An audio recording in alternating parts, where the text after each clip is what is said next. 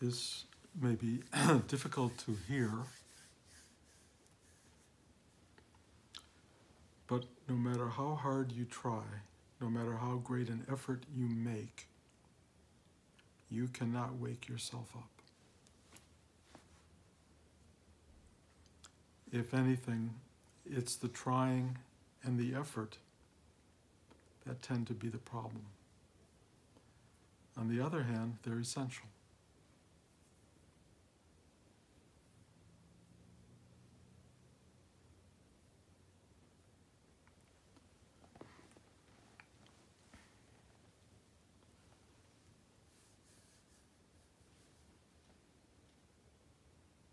There is something in human life that approaches what we call growth. It's a process. It's educational and it involves learning. And it seems to be at the core of our processing of life, that we have to learn about it, that we have to be exposed to it enough that we start to see patterns, we start to intellectualize or formulate ideas and thoughts about the world that we're in, and we start to expand that awareness into deeper and greater visions of what is going on. There is so much to encompass that we now have educational systems to teach us more and more about life. And the more we learn, the more we realize the inability to encompass it all. The amount of knowledge, the amount of information that exists in the world is so vast, so beyond our comprehension, that all we can do is pursue it. Bless you. There is no arrival at it. There's no point at which you have it. You have gradations of it, stages of it. You even get graded in it. You can get diplomas in it. But at no point do you finally have it. And that works with spiritual involvement as much as educational involvement. What we develop really, more than anything else, are skills of witnessing the world. We can witness it with increasing fervor, with deeper comprehension, with a wider expanse of awareness, so that it starts to speak to us with greater and greater efficiency, and we become effective in working the amount of the world that we happen to be engaged in. We even come to a point where we start to teach what we know, whether it's through an educational system, like literally standing in front of students, or whether it's a mother or father imparting the wisdom of their years, or lack of wisdom, whatever it is. But people transmit their knowledge, or lack of thereof. We are trying to evolve into efficient beings that can work effectively in the known world.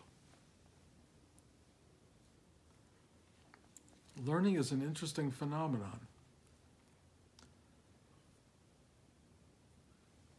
The brain works in what we call synaptic connection. In other words, we aren't given all the information. We're given this piece of information and this piece of information, and we make a leap to grasp what the connection really is. It's not touching like that. It's like this. And then something happens. There is this invisible ah. And that gives you the feeling of this, but it isn't that. It's not that you've actually touched the truth. You have witnessed the truth. You have learned something by not getting it.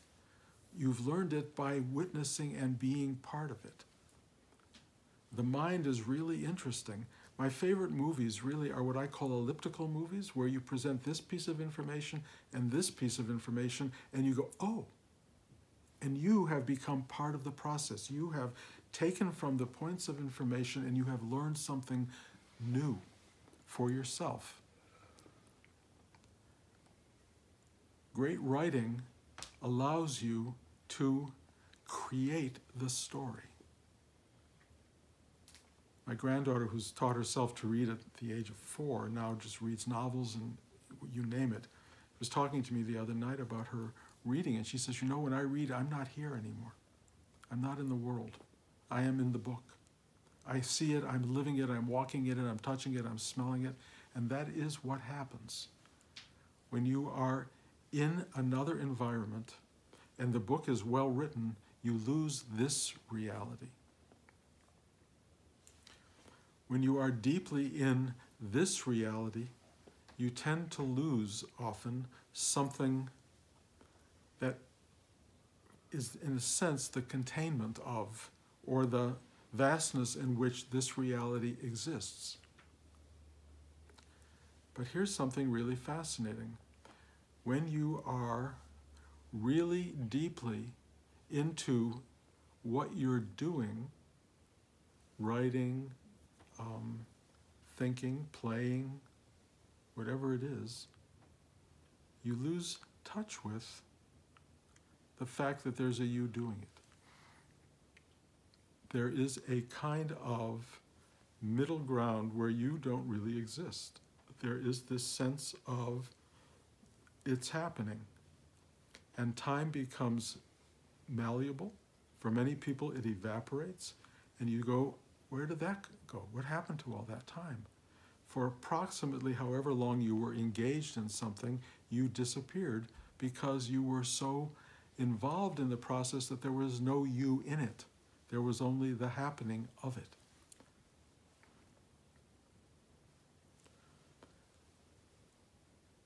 Real education is an accumulation of information. It's a building of an awareness. But the real journey is into what is the awareness in which this is building. And the only way you get there is not through your mind figuring it out. It's in those little tiny synaptic moments where you don't know, it just is. And that isness goes, oh, oh, oh. It's not that you know, it's that knowing happens. It's like, ah. When you're lost in yourself and you're doing and you're loving something and you're so caught up in it and time stops and all there is the being of it and not the you witnessing it, that same synaptic moment expands into this amazing kind of, there is no me in it. There's just it. When you return to you being in it, that's where you suddenly lose the game. You're suddenly back into separation. You're back into duality. You're back into me and it. And we tend to live that way because it's so vibrant and necessary for making life happen. We have to have a sense of a me and an it. And you cannot live a life without that. So duality, me and it, is an essential part of non-duality, which is there is no I in it. They are part and parcel of one beautiful, extraordinary construct. That is what we are. We touch its deepest truth when we are no longer feeling and examining and owning it, when we just are in it, when we are it. But then we come back out of that into ourself and we become teachers and people who exchange information about what we have witnessed and what we know. I'll tell you something about my best teachers. They never taught me anything. What they gave me, this is Mr. McCarty and Mrs. Olmsted, two of my great teachers, Rudy, of course. What they gave me was their love of what they knew. their love of what they were sharing, their immersion in it, their excitement, their passion, their engagement, their fulfilling depth of awareness of the universe they inhabited. They communicated that to me. And what I wanted was to be like that. I wanted to know those things, to feel those things, to touch that world that they were happily ensconced in. And my education came in striving for that, striving to find what they had found. And one of the fascinating things is you don't necessarily find anything through the teachings that people give you, because the teaching is about specificity and about particular pieces of knowledge which may or may not interest you. What you do is you find your way into the joy and the pleasure of finding, the joy and pleasure of discovery, of witnessing the world, not so much as a me and an it, but as an absorption in the totality of being. And when that happens to you, you don't know it while it's happening because you're lost in it. But when it's finished, if you will, and you step back from whatever it is you're doing, you know, Blanche making pottery and me taking photographs, and everybody has their own thing. When I was writing scripts, you know, there was nobody there. There was nobody there. I always said I was taking dictation, especially on the best scripts. Something was flooding through and time stopped. You know, Blanche would call me for dinner and I'd be in the middle of writing. I said, I'll be right there. Another hour went by. And I couldn't stop this process. And it wasn't even I doing it. I was in it. It was happening. It was happening. Life is happening.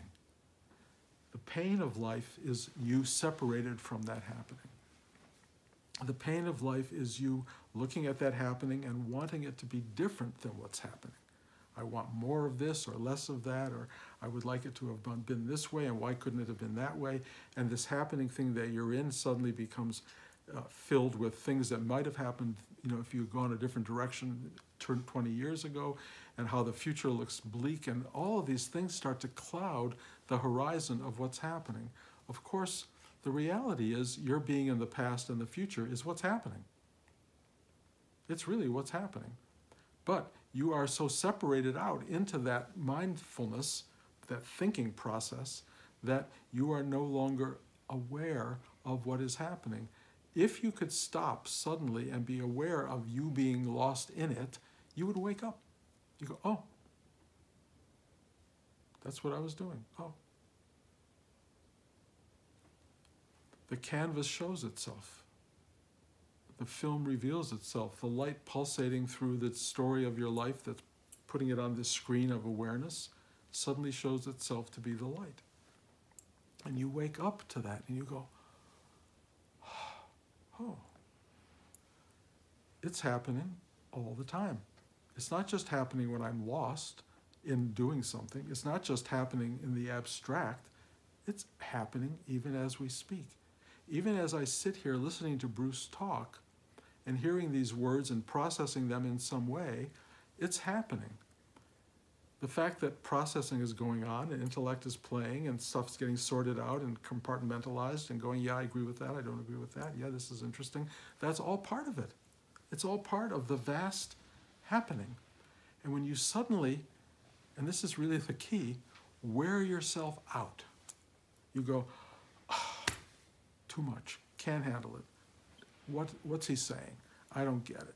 Whatever it is that finally happens, you go, I surrender. Then you're there. And then you're there having always been there. It's not where you surrender to something that's new and different. How could it be new and different? It's this. This is what you surrender to, this. And what is this? I can't tell you. That's the incredible, incredible unfolding mystery and the unfolding wonder at this unknowable this. I will tell you this, as a teacher, in working with each of you energetically, every one of you is so different from every other one of you. Each one of you is so much your own universe with your own laws and rules and understandings and complexities. No two of you are alike. no two of you. And I cannot find a single operating principle that will figure you out. All I can do is be at one with you, which is something that when you start to expect and experience and be one with happening, you start happening with another person. And that happening with another person is very revelatory. You go, oh, this is our universe. This is the universe. This complexity, this inability to know another person does not mean that you are not one with another person. Lao Tzu says, there is no one else. There's no one else. You think there's all these other people. There's only one thing, you. That's all there is. There's just you, period.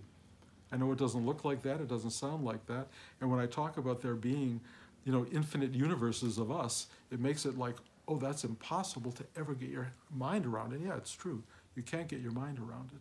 But what happens when you become nothing, when you open up to the simplicity of the synaptic space that you are, you will start to feel everything in you and around you as one thing. It's not diagnosable. You will not get it. You will not separate yourself from it in some way that says I'm better than, less than, different than somebody. You're just, I am that. I am that. And what happens if you've really opened up inside is there's a warmth and an embrace of your totality, which includes everyone.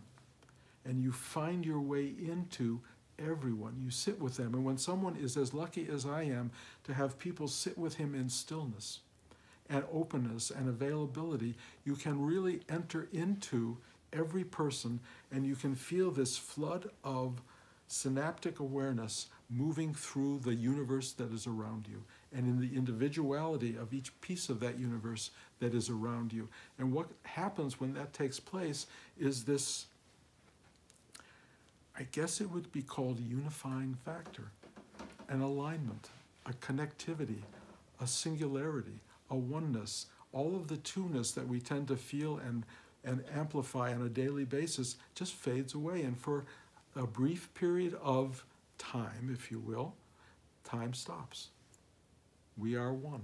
We are just one. And although that's true all the time, it's rarely experienced. And what happens is we spend most of our life separating ourselves out of the equation so that we can look at it, examine it, and feel safe in it. But in truth, there's no safety in it because it ends. And the real safety is not doing that.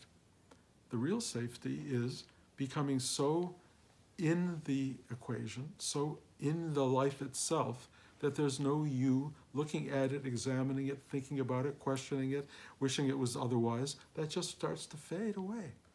And there's just you in it. And when the part of you that's interacting with it and fighting it and doing all these things and measuring it and owning it and thinking I have it and I wish they had it, and if they don't have it, I'll kill them, and they should be like me, and all that crap that goes on inside of people, when you finally wear out, where do you end up? In this deep space of simple stillness. This deep place of pervasive ah. That's where you end up.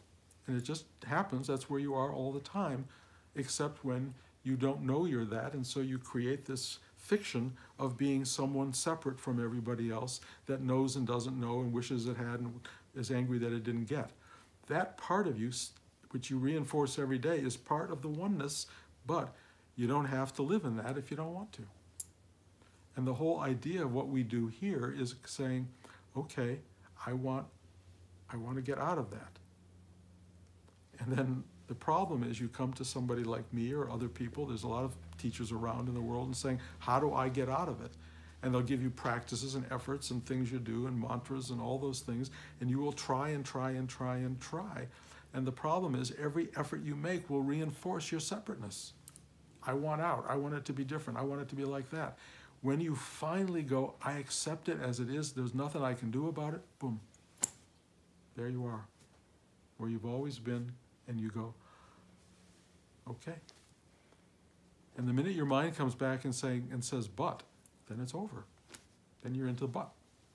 It should be like this, it should be like that. Forget it. Just relax. Just be. Just own your not knowing. Own the reality of every second of your life. Just go, there's nothing I can do about it. I mean, I can do what I do. And yes, you'll do what you do. You know, you'll wake up in the morning, you'll make breakfast, you'll go to work, you'll do the things you do because that's what you do. But when you get to a place inside of deep surrender, you realize going to work is happening. Driving in traffic is happening. Work is happening. And if you're lucky and you really find these moments where you're so immersed that there's no you, then you'll have a real taste of what really is going on all the time. And that's a blessing. It's a joy.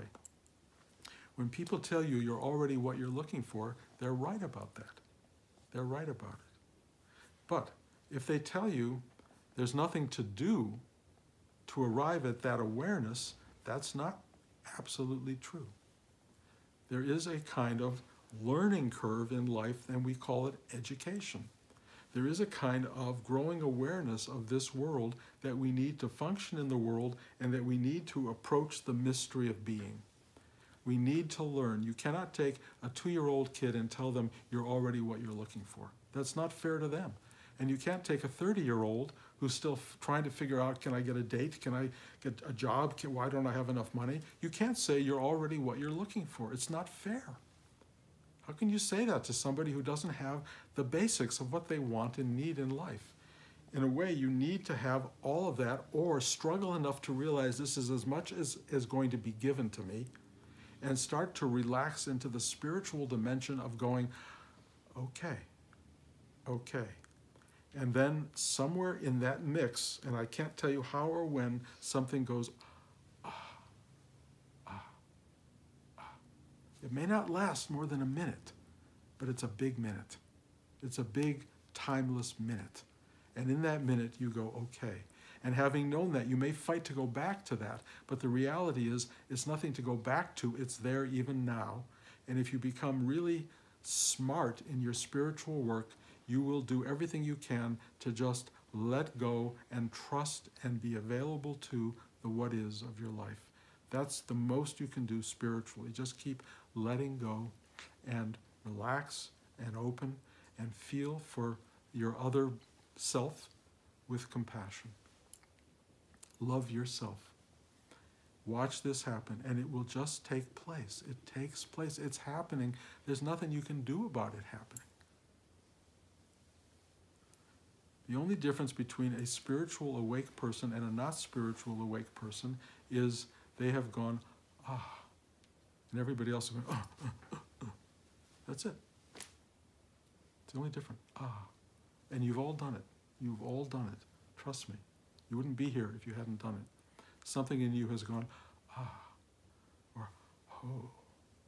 It's a lot of variations of it, but mostly it's an awareness that you are touching something they call ineffable, ungraspable, unknowable, untouchable, except that everything that you do is knowing it and touching it and feeling its truth. And its truth is what you live on, breathe, what you smell, what you touch every day.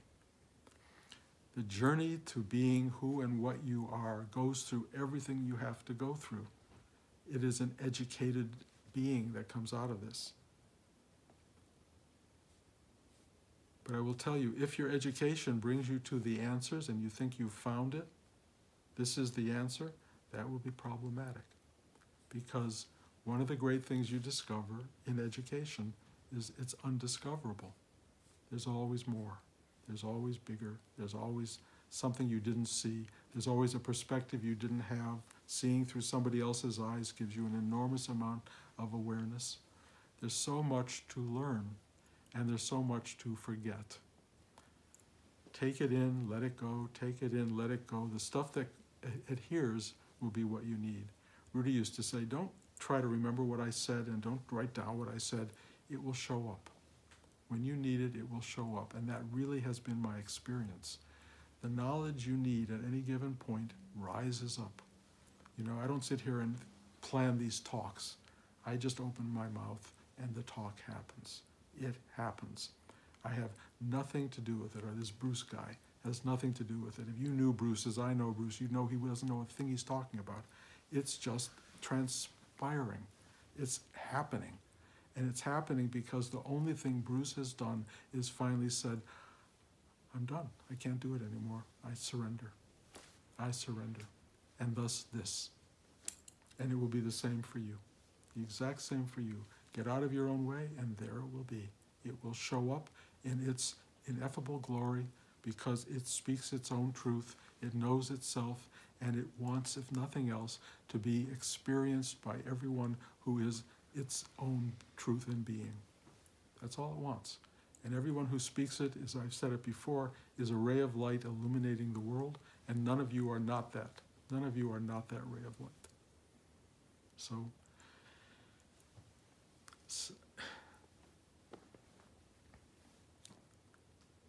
it's time to give up. It's time to let go. It's time to stop trying. It's time to think you're going to get there. Surrender in the deepest way and know it's not possible and it's okay. And watch what happens.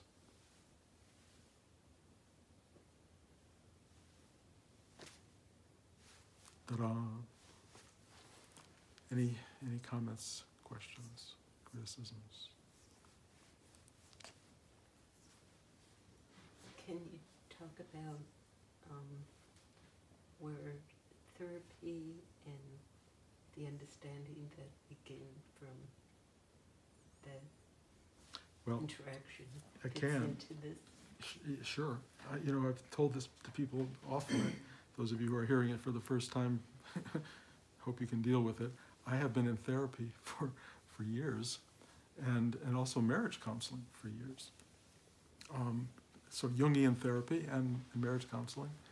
And I think people who look at you as a spiritual being go, oh, why would I study with somebody who has to have therapy or who wants to have therapy?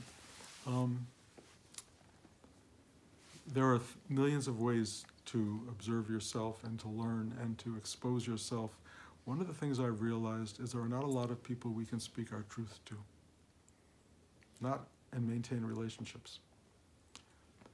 We all have people in our lives we can speak this part of the truth and this part of the truth or that part of the truth, but to be totally exposed and open all the time is not always easy. And it's really helpful to have somebody who can listen, who understands and knows and has a larger context in which to help you see what you're saying, what you're showing, what you're expressing. And I have found that. I've been very lucky. I've had therapists when I was a kid who were trying to kind of mold me into their way of seeing, which I found unhelpful. But I found a therapist who's very cosmologically vast and very understands the spiritual unfolding of human beings. So it's a wonderful person to share this journey with, and I do. And Blanche is my counselor, really helps us together expose the things that we often have trouble sharing with each other because they bring up such conflict or division or fear or whatever it is that couples have difficulty dealing with. When there's a third party, it allows for something to be expressed in a way that is very liberating. So you know how I feel, that it's really essential. And also there are hidden crevices of all of us that can often come to light when somebody asks the right questions or when somebody doesn't judge you for what you say. It's really valuable. So I'm not telling you to all go out and get therapists, but if you happen to find a good one or you think you need one, not to be intimidated by that. And don't think spiritually, oh my God, there's something wrong with me. Why do I need therapy? It's just another part of the unfolding of the human psyche.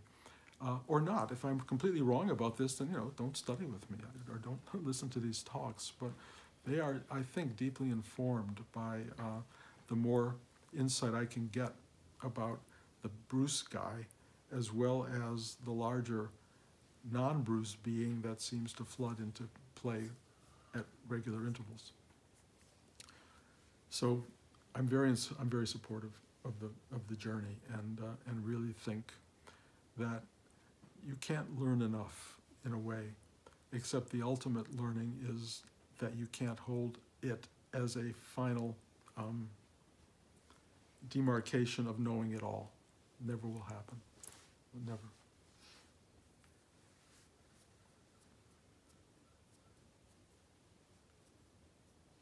That it? Okay. Thank you guys for coming. Next week, same time, same station. We have a birthday party in the afternoon, so we may have to leave a little early next week. But other than that, everything is still on. Thank you for coming.